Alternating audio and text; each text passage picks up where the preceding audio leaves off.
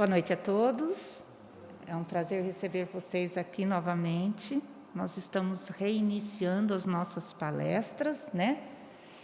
E com a ajuda aí de Deus, da espiritualidade, a gente vai conseguir esse ano voltar a ter, né, uma palestra por mês, sempre o último sábado de cada mês.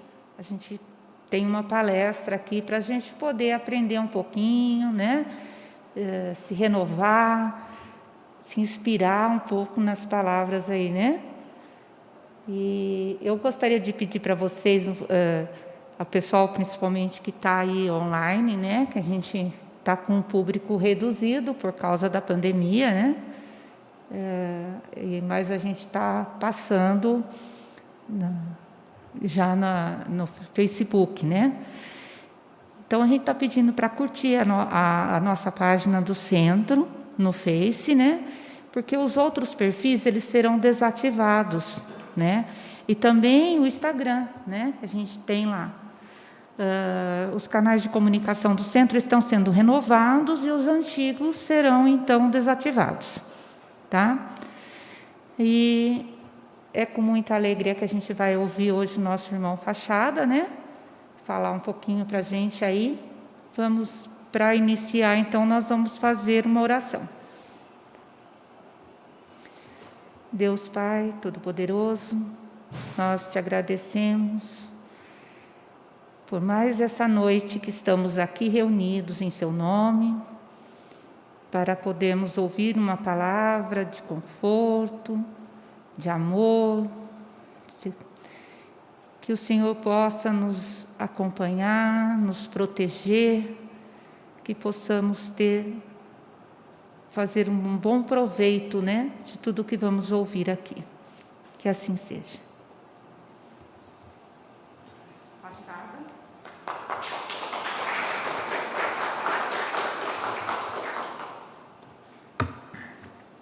Obrigado, Maria Ângela. Meus irmãos, minhas irmãs presentes, é uma alegria estarmos aqui reunidos. Uma boa noite aos nossos amigos na internet, às nossas amigas, o nosso boa noite, o nosso abraço carinhoso. E é com muita satisfação estarmos nesta casa abençoada para, como diz bem a Maria Ângela, começarmos as nossas atividades em relação às palestras. Nós chegamos aqui e concluímos que eu poderei retirar a máscara para melhor comunicação. Existe aqui uma proteção de acrílico e não há pessoas próximas à minha frente aqui, então nós vamos proceder desta forma, ok? Então, eu pedi a licença e retirar a máscara.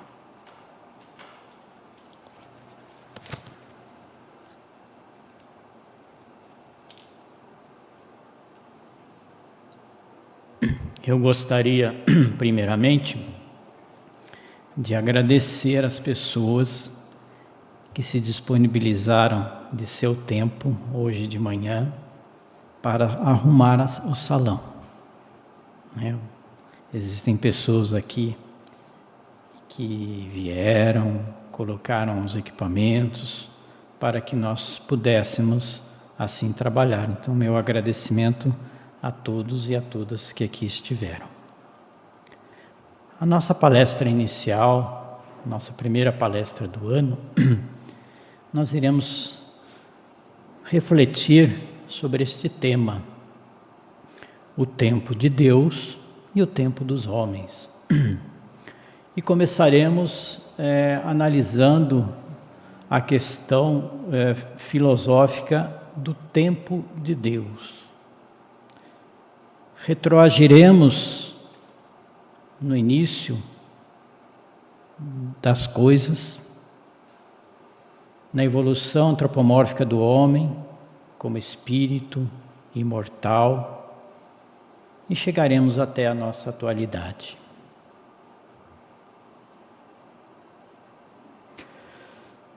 Se nós começarmos a observar a questão filosófica de Deus, Allan Kardec, na pergunta 13 dos Livros dos Espíritos, já coloca atributos da divindade na própria pergunta. E faz a pergunta aos espíritos se aqueles atributos que ele coloca na pergunta são suficientes para identificar ou compreender Deus. E os espíritos respondem, em parte, considerando a situação de vocês como espíritos encarnados, dentro do nível evolutivo que vocês se encontram, sim. Mas Deus é muito mais do que os atributos que foram colocados por Allan Kardec. Iremos comentar 3 atributos da divindade durante a nossa palestra. E o primeiro é que Deus é eterno. A eternidade de Deus significa que não houve um início e não haverá um fim. Para nós fica um pouco difícil de compreender a eternidade. Somos ainda espíritos muito inferiores para compreendermos. Falta-nos alguma coisa, algum senso para a compreensão divina. Pegando também o ensinamento de Allan Kardec na Gênese, conforme colocado aí no slide, no capítulo 6, ele faz uma comparação entre o tempo e a eternidade. E ele coloca a oposição entre eles. Porque o tempo, ele diz que é uma medida relativa de sucessão das coisas, enquanto que a eternidade, não. A eternidade é imutável, sempre existiu e sempre existirá.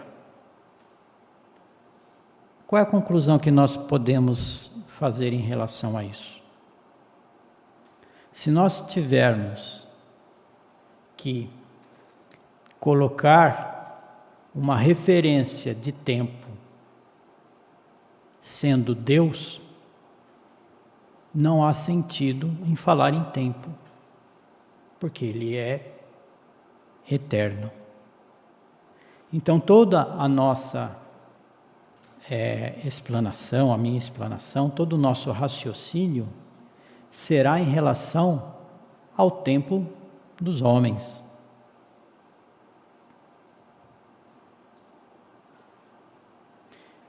E o tempo é uma invenção do Homo sapiens. A contagem do tempo foi inventada por nós. Desde a pré-história, os homens se preocupavam de alguma forma de medir o tempo. Os sumérios, os povos que habitaram o Kuwait, o Iraque, lá na Mesopotâmia, entre os rios Tigre e Eufrates, foram os primeiros a se preocuparem com a contagem do tempo, com a invenção de um calendário. E nós verificamos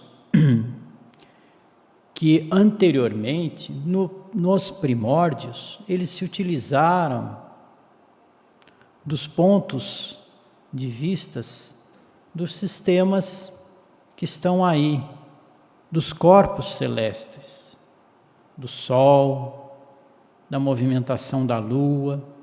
Então, de alguma forma, eles se utilizavam do que eles viam na abóbada celeste para, de alguma forma, criar uma maneira de contar o tempo. Então, o tempo só existe na nossa invenção, na nossa criatividade. Mas não é porque foi uma invenção e uma criatividade nossa que ele deixa de ser importante. Em 1997, o Comitê Internacional de Pesos e Medidas definiu o que é um segundo, que é uma base temporal.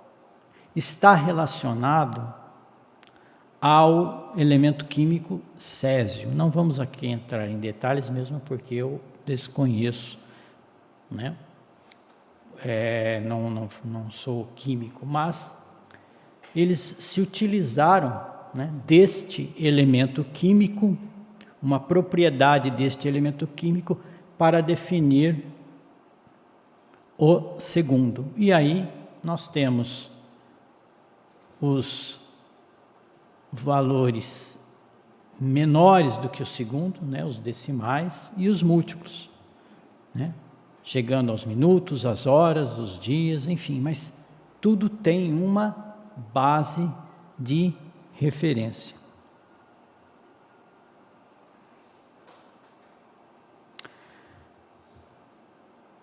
No slide que está aí à frente, nós temos, eu acredito que seja uma mamãe gorila com o seu bebezinho. Vocês acham... Bom, essa foto foi tirada por um Homo sapiens. Se foi um homem ou uma mulher, mas foi tirada por um Homo sapiens. Num determinado dia, numa determinada hora, num determinado ano. Agora eu pergunto para vocês, vocês acham que a mamãe gorila e o gorilinha estavam preocupados em que dia que foi tirada esta foto? Se foi numa segunda, num sábado, num domingo, se foi em 1998, se foi em 2001, absolutamente, né? Porque o tempo para eles, como nós entendemos, não faz sentido. E do outro lado, nós temos aí a figura de um ET, de um extraterrestre. Vamos admitir que nós tenhamos um contato com estes seres que vieram através de naves com uma tecnologia superior à nossa, bem superior, para poder transpor as distâncias, né, que existem entre os planetas. E vamos admitir que nós tenhamos a condição de nos comunicarmos com eles, com este ET. Aí nós vamos dizer o seguinte: meu amigo ET, aqui a média de um ser humano é de 80 anos de vida. O nosso dia tem 24 horas, nós temos 365 dias que consideramos um ano. Aí ele vai ficar olhando e muito provavelmente isso não vai fazer o menor sentido para o ET. Assim como não faz sentido para o gorila. Por quê? Porque foi uma invenção humana. A medida do tempo de um ET pode ser totalmente diferente da nossa. Ok? Aqui é só para ter uma ideia das idades, né, das coisas em anos, como referência à invenção do homem. Então nós temos aí o universo, a Via Láctea, o sistema solar e a Terra. Está em bilhões de anos. São números estimados, né? Mas são números gigantescos.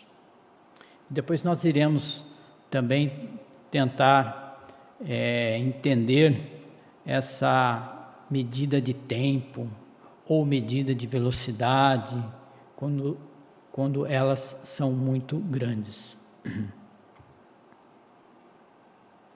E o tempo das coisas também referente à nossa Terra, nosso planeta aí à direita.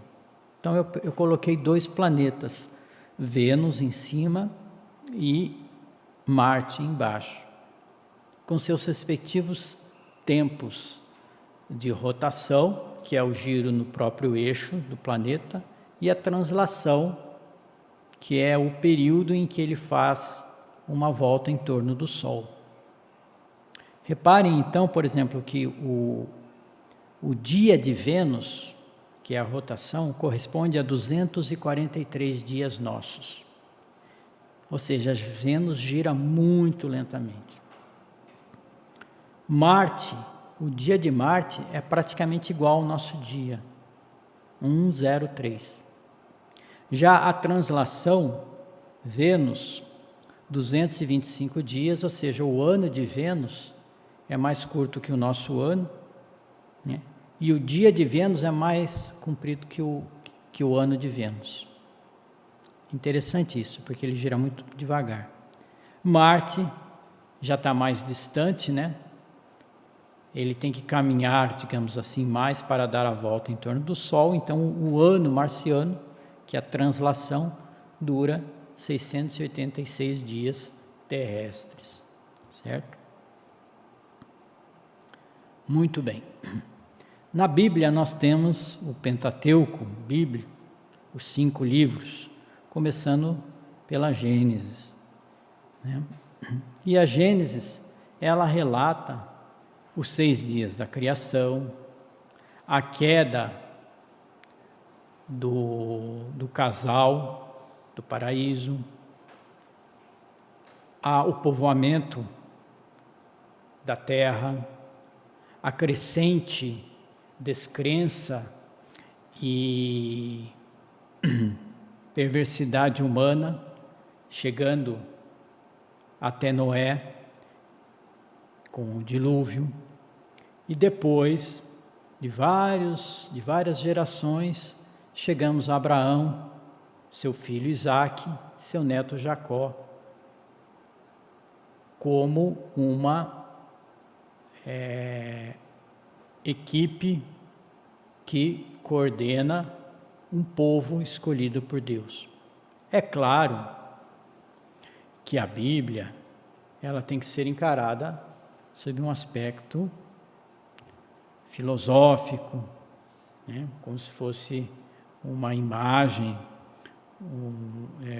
e não retratando a realidade dos fatos, né? Como se fosse uma alegoria. E o importante é que o que nós temos que verificar nos 6 dias da criação, né, não correspondem a 6 dias. Allan Kardec, no capítulo 12 da Gênese Mosaica, ele faz uma comparação entre a Gênese bíblica e a Gênese científica, onde ele vai comparando os 6 dias com os períodos, com as eras da Terra, chegando até os dias atuais. Então nós temos, por exemplo, nos 6 dias, o primeiro dia foi a luz, o segundo dia o firmamento, o terceiro dia a separação da terra e da água, com os oceanos, as terras e as plantas. No quarto dia nós temos o sol, a lua e as estrelas. No quinto dia a vida marinha e os pássaros. E no sexto dia os animais terrestres e o homem. Então a gente pode verificar que existe uma sequência, né, de evolução ou de prioridade, a palavra mais correta, perdão, seria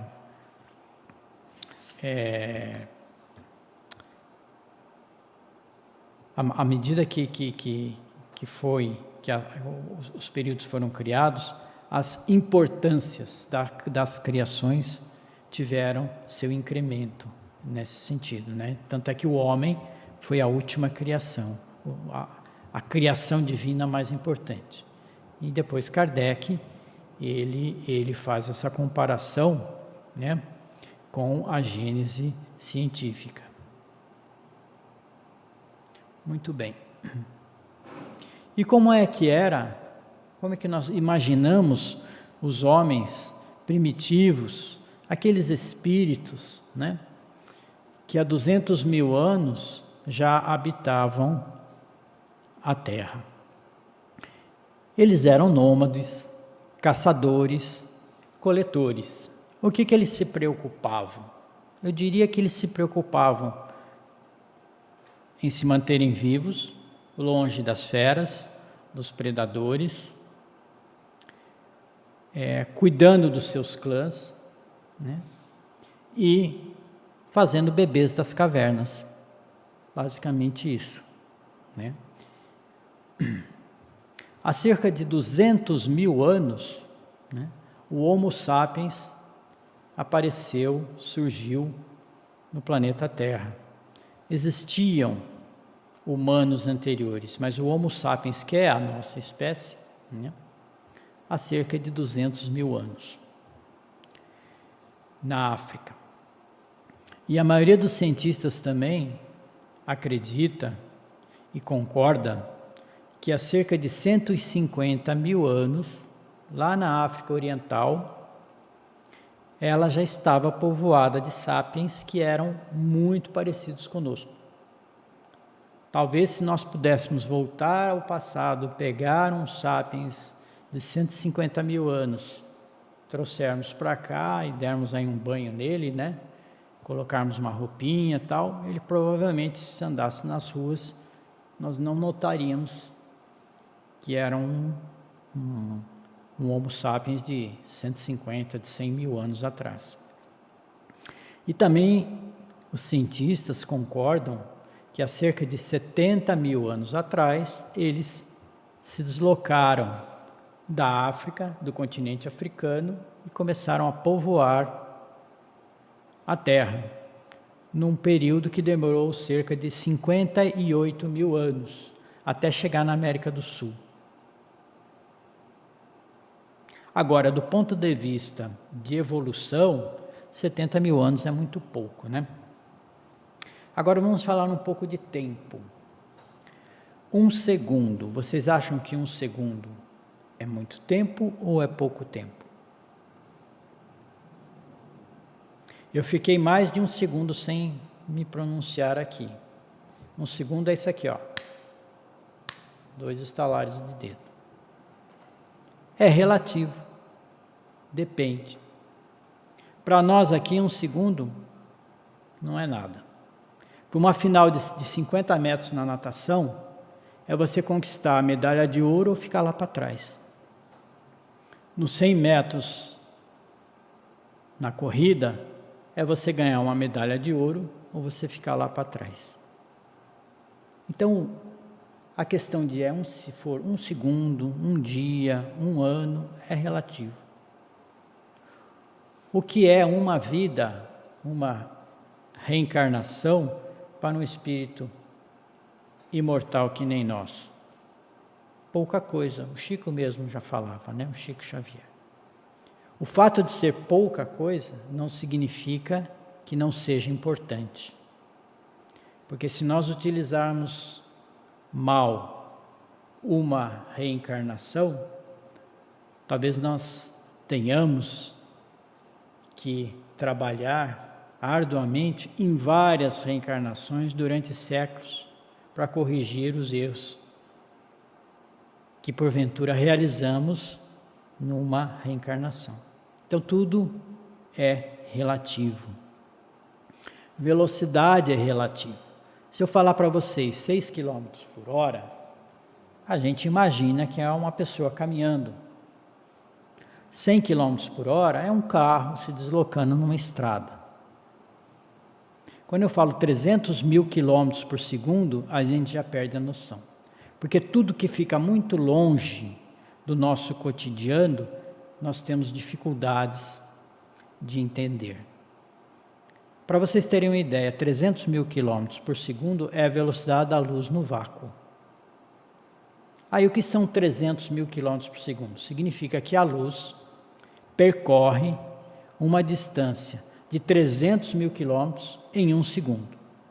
Tá, 1 segundo eu sei, é isso aqui, instalar do dedo. E o que são 300 mil quilômetros? Fica difícil para nós imaginarmos. Então vai aqui uma dica.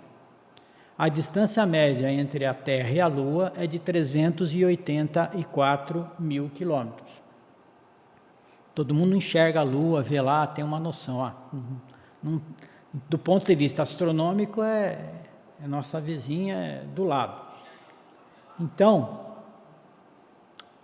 a luz, se nós tivéssemos um equipamento, uma nave que se deslocasse a 300 mil quilômetros, em 1 segundo nós sairíamos daqui, um pouco mais de 1 segundo nós sairíamos daqui e chegaríamos até a Lua, porque é a distância. Então, 300 mil quilômetros por segundo é uma velocidade muito alta. Se eu falar para vocês, pensem num animal de 2,5 kg, eu pensaria numa galinha, né? E 180 mil quilos, já fica difícil, né?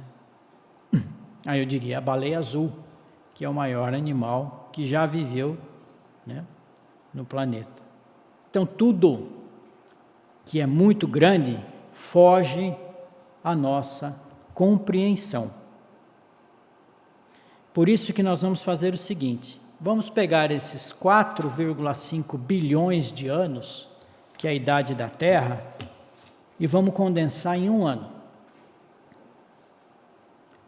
Então, os 4,5 bilhões estão distribuídos nos 365 dias do ano.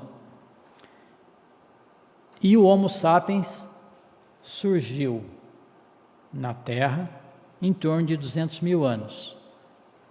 Que dia que será que isso ocorreu? Nós já podemos ver, é só fazer a conta. O Homo sapiens apareceu na Terra no dia 31 de dezembro.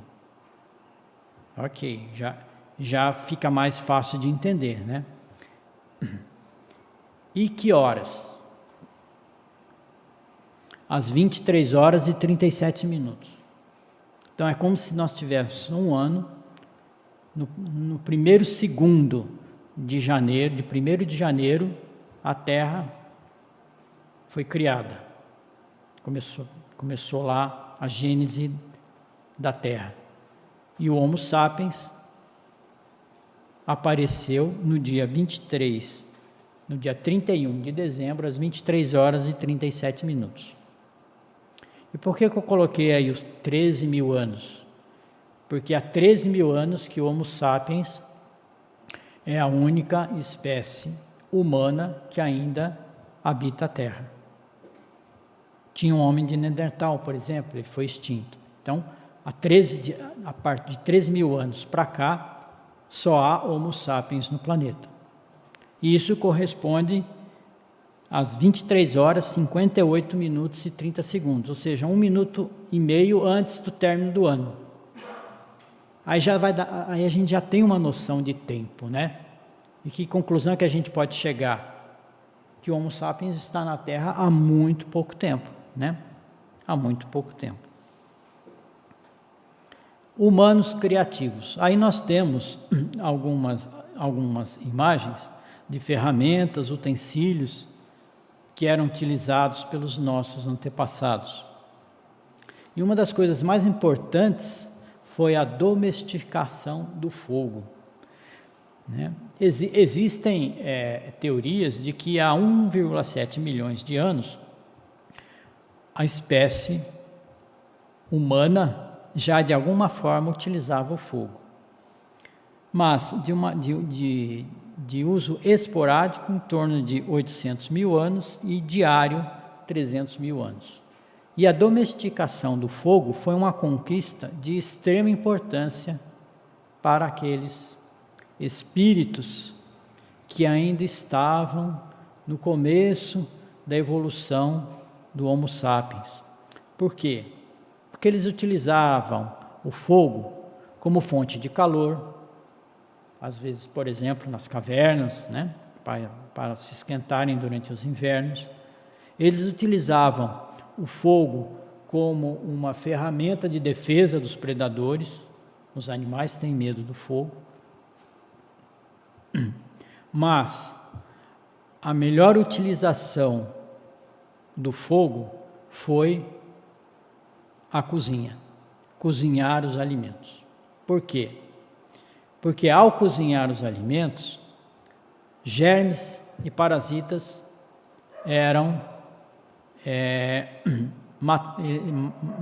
o fogo matava. os germes e parasitas, por exemplo, das carnes. A digestão também tornou-se bem mais fácil, né? A mastigação, aí começou o processo da dentição, da mudança da dentição.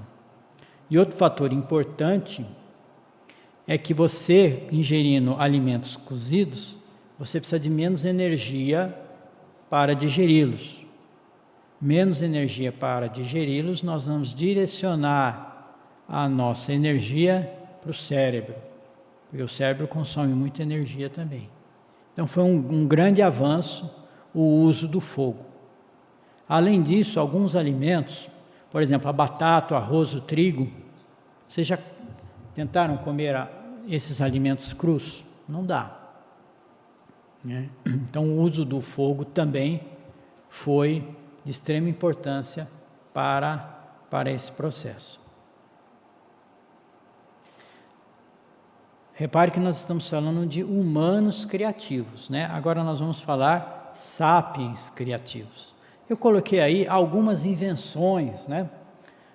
Que foram criadas, pesquisadas pelos Homo sapiens, e há muito pouco tempo atrás. Então nós temos uma sequência aí, poderia ter colocado outras. Então nós temos, por exemplo, o telégrafo em 1835, o telefone em 1876, a energia elétrica 1879, o avião 1906, aqui eu estou colocando Santos Dumont, a penicilina em 1928, a internet em 1969, a primeira chamada de um celular em 1973 e o WhatsApp em 2009.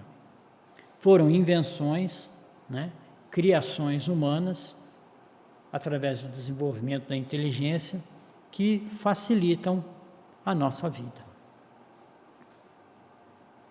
Existe um livro muito lindo chamado A Caminho da Luz, de Emmanuel. E no preâmbulo ele diz assim: não deverá ser este um trabalho histórico. Nossa contribuição será a tese religiosa, elucidando a influência sagrada da fé e o ascendente espiritual no curso de todas as civilizações terrestres. Quem ainda não leu este livro, eu recomendo. É um livro muito bonito, que ele fala sobre a gênese, né? A gênese planetária, sobre a evolução do ser humano. Então lá, no início, ele diz assim, ó, que rezam as tradições do mundo espiritual, que na direção de todos os fenômenos do nosso sistema, existe uma comunidade de espíritos puros, eleitos pelo Senhor Supremo, que é Deus, em cujas mãos se conservam as rédeas diretoras da vida de todas as coletividades planetárias. Então existem espíritos puros que trabalham para a criação de mundos. E outra coisa interessante, desde o início dos tempos até os dias atuais, foram realizadas 2 reuniões desta comunidade de espíritos puros nos arredores da Terra. Apenas 2. A primeira, quando eles se reuniram para a formação do planeta. E a segunda reunião foi para decidir a vinda do Cristo. E o Cristo é um destes espíritos puros, o nosso governador espiritual da Terra, que tem uma equipe de trabalhadores que desde o início e até hoje continuam o trabalho incessante, por exemplo, de evolução do planeta, desde os primeiros organismos unicelulares, as experiências que foram realizadas pelos diversos corpos para, através dessas experiências, descartar corpos físicos que não seriam úteis para que espíritos mais evoluídos viessem a reencarnar aqui na Terra. Então eles foram fazendo diversas experiências e chegaram, por exemplo, no corpo físico do Homo sapiens, corpo este, adaptado para espíritos de uma certa evolução chegarem a reencarnar na Terra. Vieram espíritos oriundos de Capela, a 42 anos-luz daqui, mas existiam, naquela época, espíritos, digamos assim, nativos do planeta Terra. Tudo isto está explicado nesse livro. Eu aconselho, é um livro muito bonito de ser lido. E a velocidade do tempo? Aqui eu coloquei dois exemplos para nós começarmos a refletir. A viagem de Cabral ao Brasil, em 1500, demorou 44 dias. Atualmente, uma viagem de avião de Salvador até Lisboa, em 8 horas e 10 minutos. Por que eu coloquei Salvador? Porque, na verdade, ele chegou em Cabralha, né? Eu peguei aí uma cidade importante do Brasil, né, até Lisboa. Então, veja como as coisas diminuíram, né? O tempo, né, das coisas. Existe um livro de Júlio Verne, A Volta ao Mundo em 80 Dias, em 1873, né? Um livro muito famoso. E hoje, esse voo da SpaceX, ela faz um voo orbital em torno da Terra em 90 minutos. Né?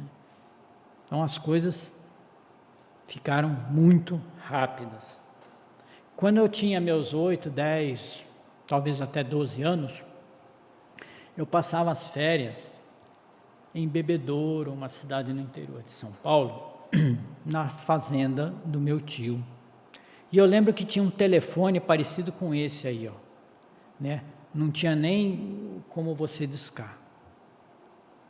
E aí estávamos lá, vamos ligar para São Paulo, né? Para saber como é que as coisas estão. Nós ligávamos, a telefonista atendia. O senhor quer ligar para onde? Para São Paulo? Passe-me o telefone. Aí a gente passava o telefone, aí ela falava, olha, tal hora eu vou fazer a ligação. Essa tal hora talvez tivesse assim um período aí de 4, 5 horas, desde aquele nosso pedido. Hoje, você pega qualquer um pega um celular e fala imediatamente com quem você quiser, né? E naquela época as pessoas esperavam, né? Uma carta.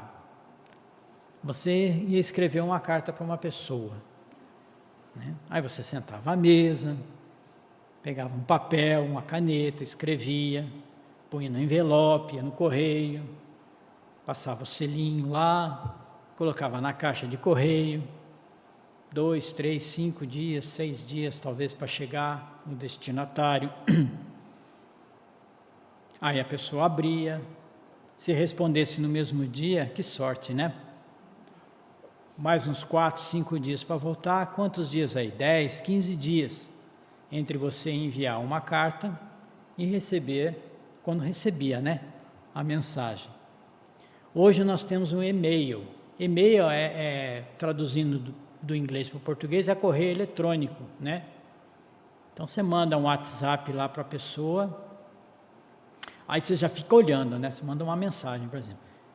Deu uma setinha, 2 setinhas. Opa, já chegou, legal. Aí passa 1 minuto, não deu azul. Pô, ele não viu ainda, né? Passa mais 1, 2, 3 minutos. Aí ele deve estar bravo comigo, porque não. Olha a diferença, né? Segundos, minutos para dias, né? E nós esperávamos a correspondência chegar. Quando não extraviava, né? Às vezes extraviava. Nós esperávamos a telefonista nos ligar às 8 horas da noite. Agora nós vamos fazer a sua ligação para São Paulo. Né? E olha só que interessante.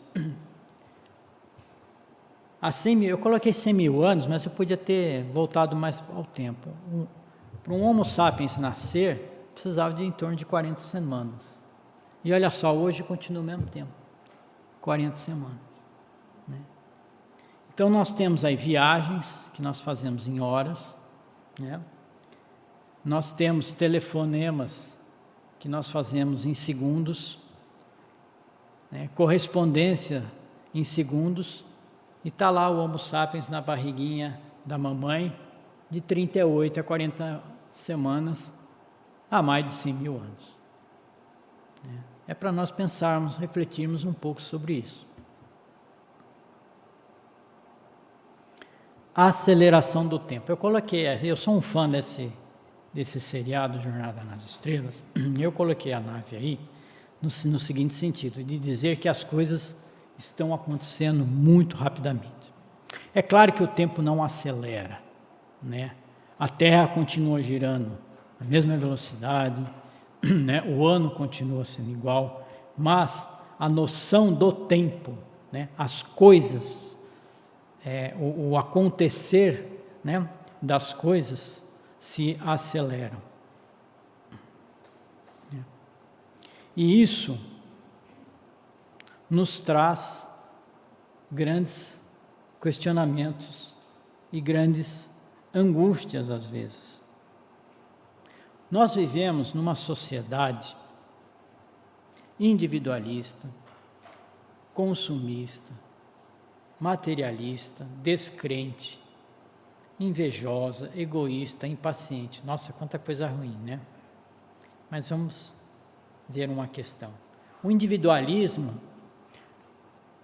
é aquela questão de que as pessoas se trancam nos seus quartos, se trancam nos seus locais de trabalho, né? Utilizam-se de ferramentas magníficas de comunicação, né? Mas às vezes elas se isolam. Consumista. Vejam o seguinte, não sei se já aconteceu com vocês. A gente vai lá e compra alguma coisa numa loja. Que já aconteceu comigo e acontece. Depois eu começo a receber, todo dia, várias mensagens das mais diversas lojas, oferecendo produtos para eu comprar. Então, a mídia consumista é muito forte. E eles se utilizam dos meios de comunicação para nos sufocar. Há coisas que nós nem queremos comprar, mas todo dia está chegando lá. Todo dia vem alguma coisa, vem um tênis, vem um sapato, até carros. Às vezes você nem comprou nada, você se interessou por algum produto, procurou pela internet, pronto. O BBB já pegou o seu celular e já vai mandar as mensagens para você através dos meios de comunicação. E isso nos torna muito materialistas, né? A descrença também está muito grande, né? As pessoas estão desanimadas, né? A inveja também. Por quê? Porque o consumismo faz com que as pessoas comprem. E se eu não posso comprar, puxa vida, o meu vizinho comprou, o meu vizinho fez aquilo, né? Começa a comparação. O tempo de Deus é um tempo constante. O ritmo do tempo de Deus é constante. O tempo dos homens, não. Ele é cada vez mais acelerado, né? E a impressão que a gente está, isso é impressão, obviamente, é que os dias estão passando mais rápidos, não é? Aí você fala, puxa, hoje já é dia 18 de fevereiro. O ano começou ontem praticamente, porque o nosso dia é tão corrido que parece que os dias não têm apenas 24 horas, que eles têm 18, 15 horas. Não dá para fazer tudo que eu queria fazer num dia. Mas nós temos virtudes também, né? Nós temos uma sociedade solidária, carinhosa, que trabalha na caridade, benevolência, existe o amor também entre as pessoas. Então, não existe tanta coisa ruim aqui. né? Eu coloquei primeiro as questões negativas, mas nós temos também muita solidariedade, muita coisa boa. Agora, perdão.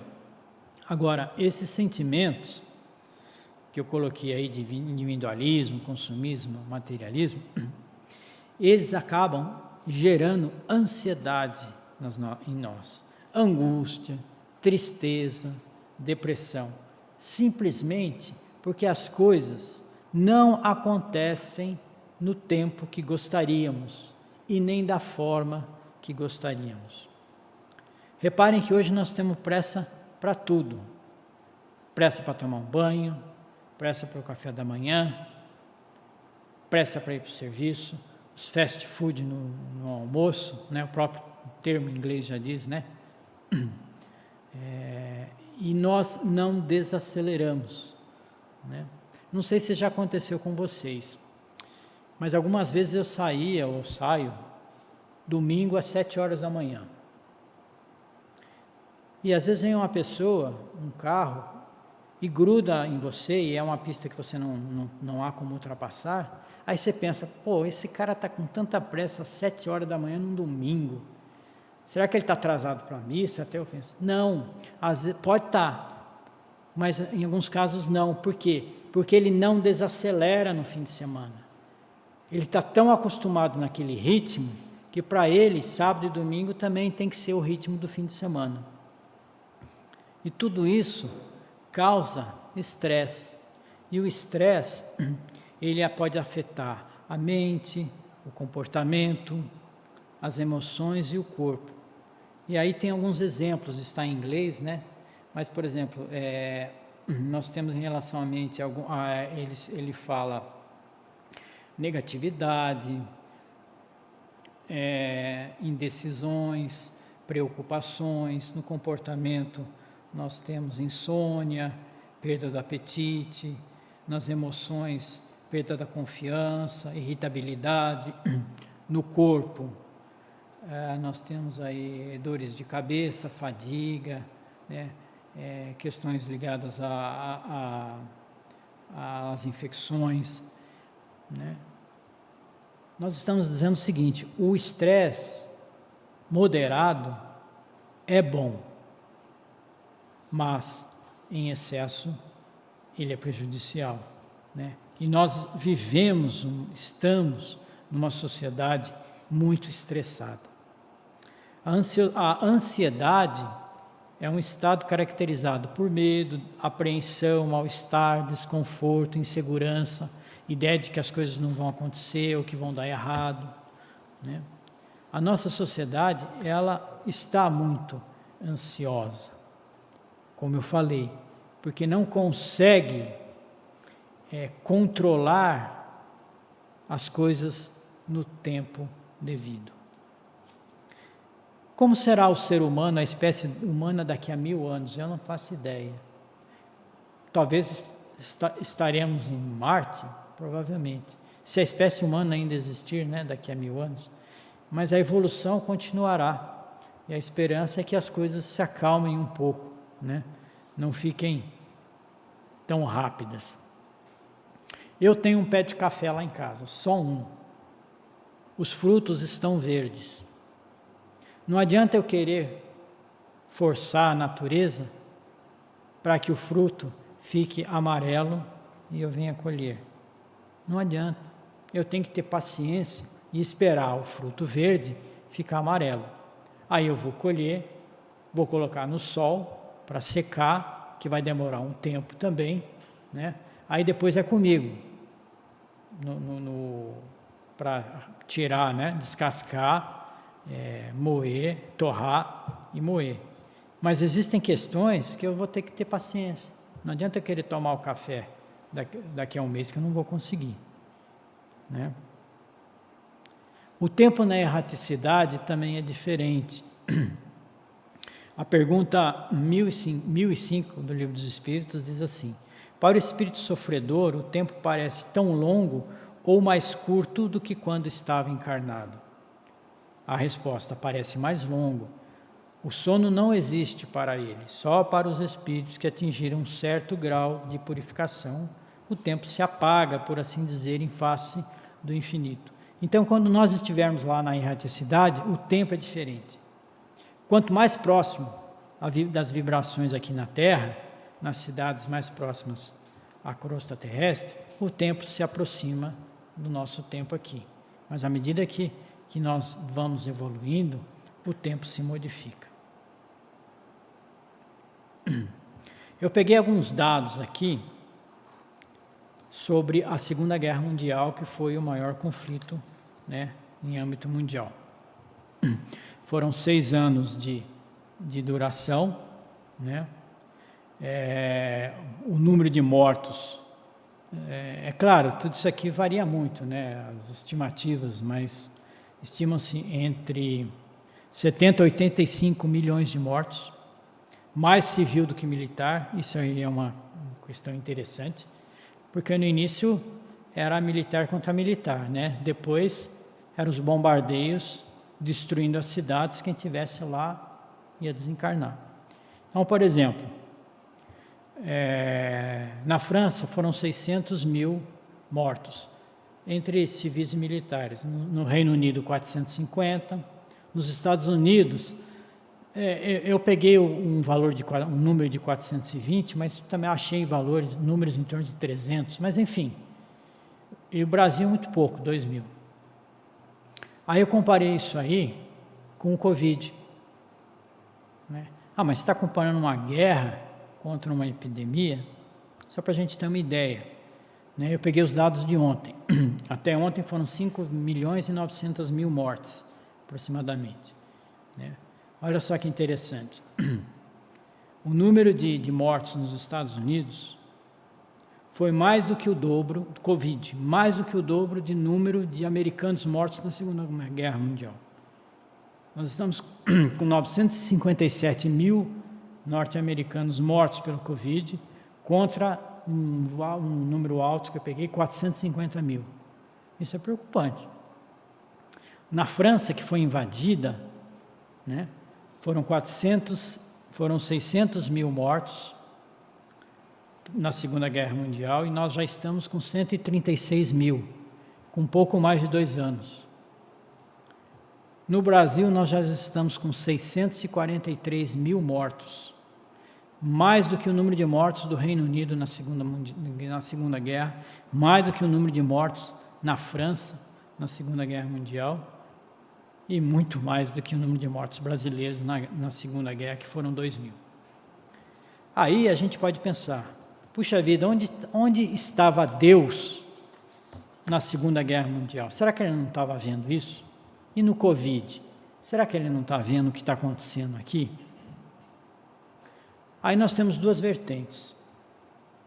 Para os que não acreditam em Deus, ou para os que são adeptos a Nietzsche, que diz que Deus está morto, no seguinte sentido, de que será que é razoável ter fé em Deus e basear nossas atitudes nesta fé, como Nietzsche disse?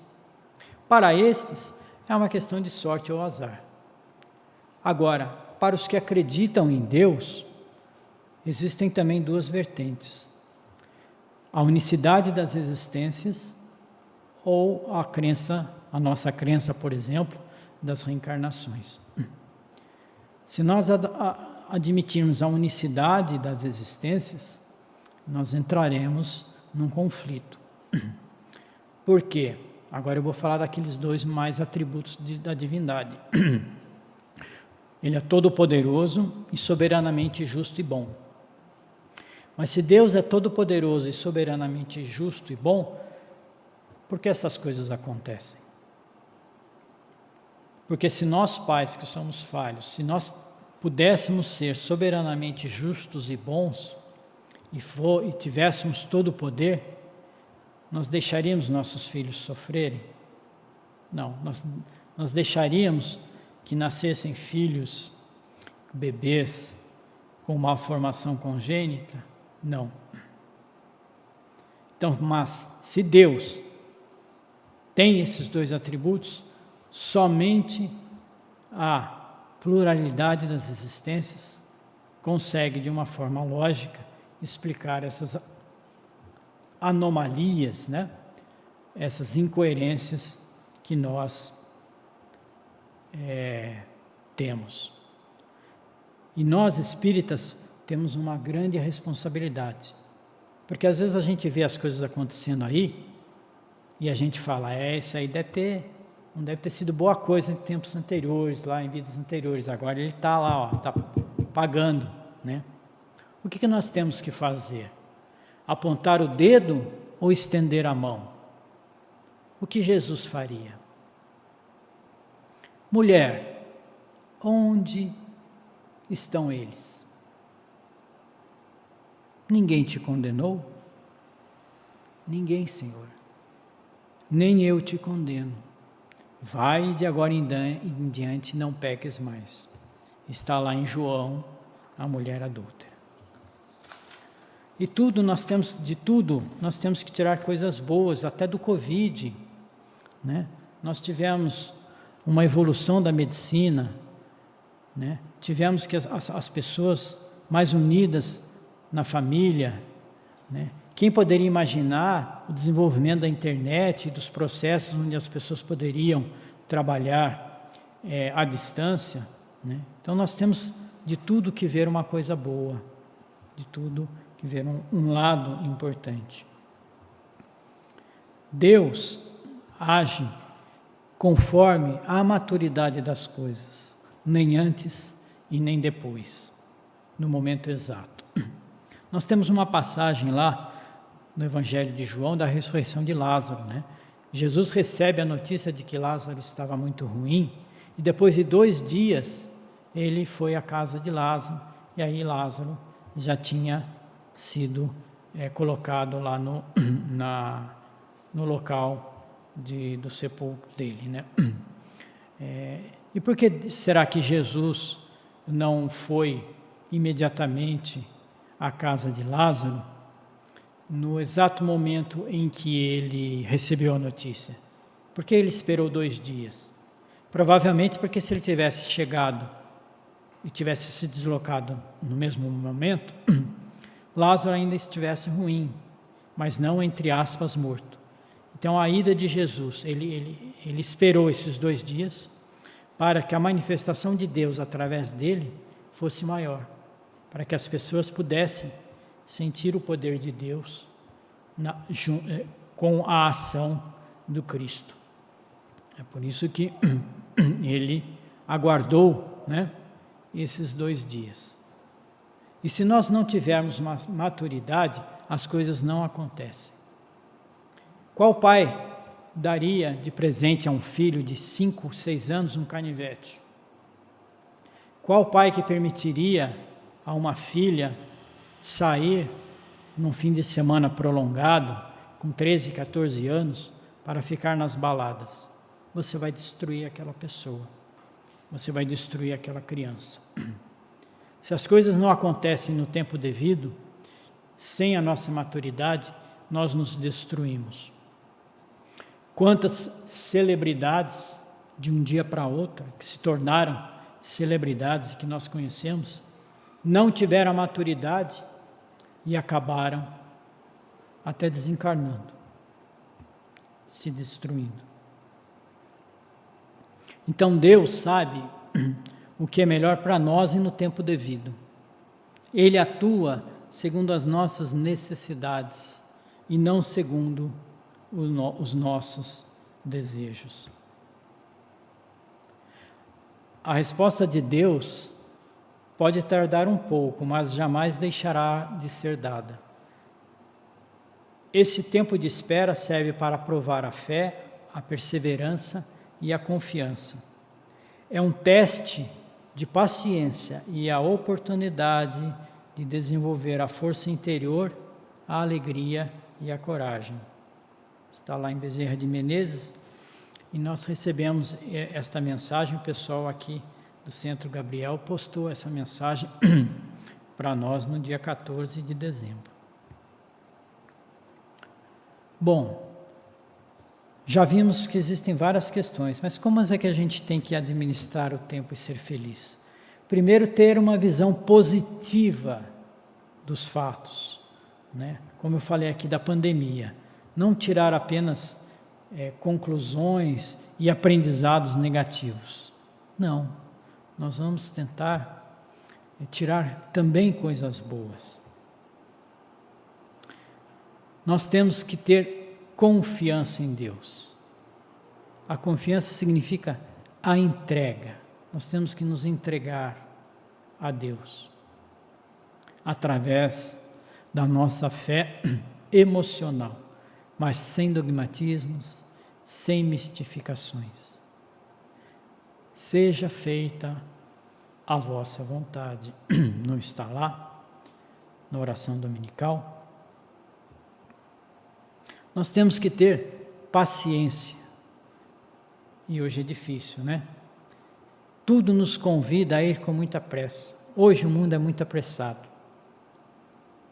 E se nós não nos cuidarmos, entraremos neste ritmo acelerado. E muitas vezes nós não iremos aproveitar o nascer do sol, o bater das asas de uma borboleta, o balé das flores num jardim ao vento, o próprio vento no nosso rosto, o apreciar de um almoço, de uma refeição, de uma conversa. Nós temos muitos ipês aqui na cidade, né? E eles florescem no inverno, se não me engano. Eu tenho certeza que muita gente nem vê, nem observa os ipês, porque eles estão tão focados nas coisas do dia a dia que passam despercebidos pela beleza das flores, da natureza. E quando nós estamos estressados, o que geralmente perdemos, primeiramente, é a paciência. E a paciência nos dificulta lidar com o tempo, com as esperas, com a demora, com as pessoas. E nós temos que ter também respeito ao nosso corpo físico, com o nosso corpo físico, que foi um presente de Deus, porque nós temos que cuidar. O maior presente que Deus nos deu foi a vida, o segundo foi o corpo físico, porque é através do instrumento do corpo físico que nós podemos trabalhar e evoluir. Mas para isso nós precisamos nos alimentar bem, termos horas de repouso, irmos aos médicos, realizarmos os exames, porque senão a gente vai desencarnar antes do programado. E muitos desencarnam antes do programado. Por quê? Porque não cuidam do corpo.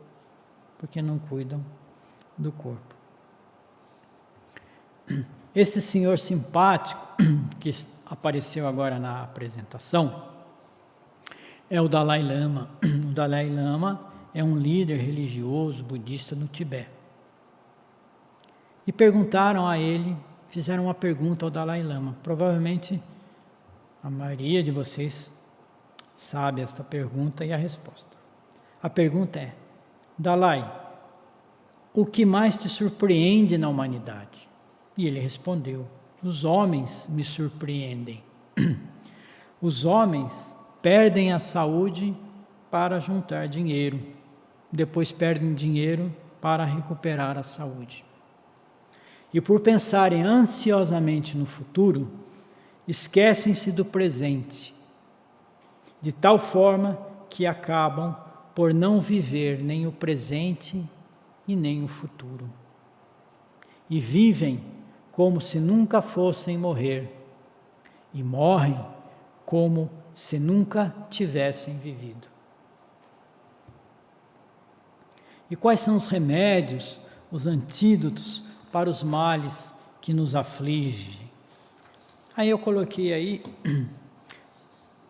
duas imagens do Evangelho segundo o Espiritismo, porque nós estamos numa casa espírita, mas poderíamos ter colocado o Evangelho, ou a Bíblia, e nos referirmos aos Evangelhos. E o Livro dos Espíritos como uma figura relativa à nossa doutrina. Tudo está lá no Evangelho, no exemplo do governador espiritual que há 4,5 bilhões de anos se reuniu com seus trabalhadores para edificar o planeta. E o Evangelho, que é o próprio Cristo, nos ensina como progredir, amar. O maior Evangelho, o maior lema que ele colocou, né? É amar a Deus sobre todas as coisas e ao próximo como a ti mesmo. Se a humanidade pudesse utilizar o Evangelho, tenho certeza que o mundo estaria muito melhor. Para nós, espíritas, nós temos a doutrina, o Consolador prometido, que nos diz como fomos criados, de onde viemos, por que aqui estamos, para onde iremos, as causas dos males que nos afligem. É por isso que Ele é o Consolador, que Ele nos esclarece, nos dá um rumo, nos dá um norte, para que nós possamos seguir em frente na nossa senda evolutiva. Porque se existe um determinismo divino para todos nós aqui, para todos os nossos queridos e queridas que nos assistem na internet, é de que todos nós, sem exceção, seremos espíritos puros. Todos nós. Vai demorar, mas todos nós seremos Cristos, porque é a lei de Deus, é a lei da evolução. Pergunta 625 do Livro dos Espíritos: qual o tipo mais perfeito que Deus tem oferecido ao homem para lhe servir de guia e modelo? Uma resposta curta, mas de extrema importância: Jesus, o nosso guia e o nosso modelo. Para finalizar esta palestra, eu gostaria de ler um texto de um dos maiores espíritas brasileiros, já desencarnado, Herculano Pires, em seu livro O Espírito e o Tempo. Ele diz: o homem, as gerações humanas morrem no tempo, mas o espírito não. O tempo é o campo de batalha em que os vencidos tombam para ressuscitar.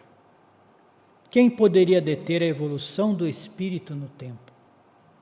A consciência humana amadurece na temporalidade.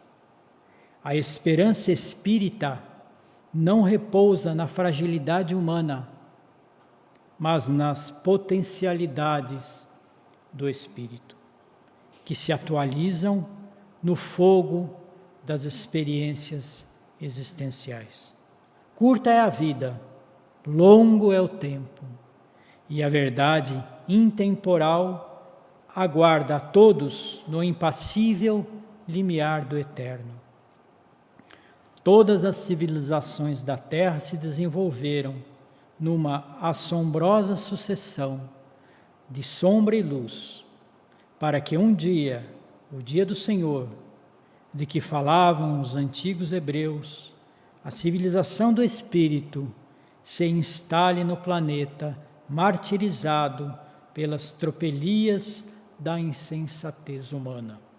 Então, teremos um novo céu e a nova terra na profecia milenar. Os que não se tornarem dignos da promessa continuarão a esperar e a amadurecer nas estufas dos mundos inferiores, purgando os resíduos da animalidade. Essa é a lei inviolável da antropologia espírita. Do livro o espírito e o eu tempo de Herculano Pires. Eu agradeço o tempo de vocês, a paciência, aos amigos da internet, o nosso eterno agradecimento, o nosso abraço, o nosso amor. Que fiquem em paz, e os que aqui estão, que regressem em paz aos vossos lares. Muito obrigado.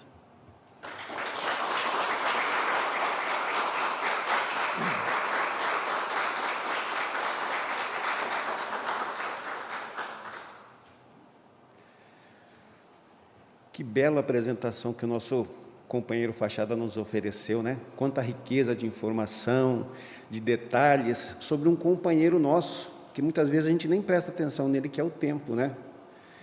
E ao invés de a gente se organizar, procurar se organizar, principalmente nos dias de hoje, melhor, né? A gente não se lembra muito dele. Mas nós temos que nos organizar, para que nós não tornemos este amigo, né? A gente se escravize por conta dele, e aí a gente sai sem tempo para fazer as coisas. Então, Fachada, muito obrigado por esta rica apresentação que você nos ofereceu na noite de hoje. Antes de nós encerrarmos, eu quero fazer um lembrete e deixar um convite a todos, que agora, no mês de março, nós retomaremos os nossos estudos, iniciação ao Espiritismo. Tá?